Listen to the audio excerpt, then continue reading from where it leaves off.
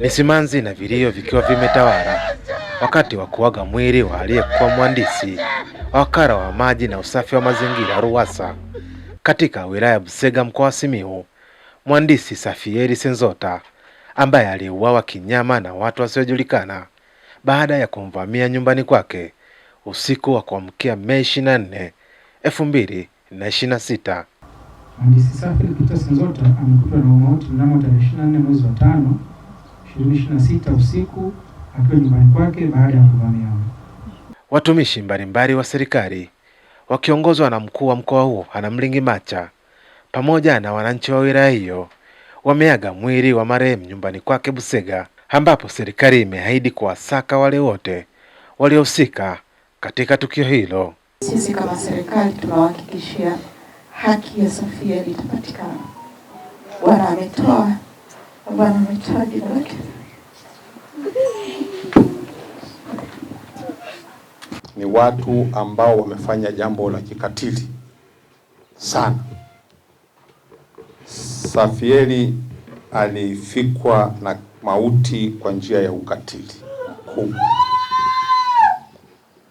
na ukatili wa namna hii tunatakiwa kufahamu ili uzuilike, usiende tena kudhuru watu wengine kwa hapa Busega ama mkoani petu ama kwa taifa kwa jumla.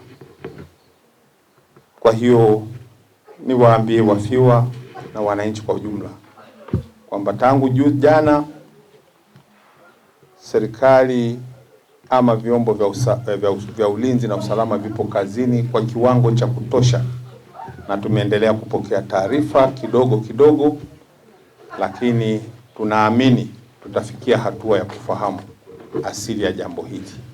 Msiba huu ni kila mmoja anatoka anafyonza, ananung'unika, anaumia, anatikisa kichwa. Ni kwa nini? Ni kwa sababu kwa tukio la kinyama lililotendeka, kwa sababu ya tukio gumu la kinyama lililotendeka. Na mimi nikasema hivi, kweli watu wa Busega tumefikia hali hii, kuchinjana kama wanyama, mtu kama vile kuku anavyokamatwa na kukatwa kichwa? Tumefikia hali hii, kumwaga damu za wanadamu wenzetu? Tunahitaji tumrudie Bwana. Bwana Yesu asifiwe. Bila kumrudia Mungu, bado hiyo roho ya uharibifu itaendelea. Tumempoteza mhandisi mahiri, mhandisi mwenye taaluma, mwenye ujuzi, mwenye weledi, na alikuwa akipenda kazi yake. Kimsingi RUWASA kwa ujumla sisi tulikuwa tunajivunia kuwa na mhandisi ambaye ni kijana mahiri na anaipenda kazi.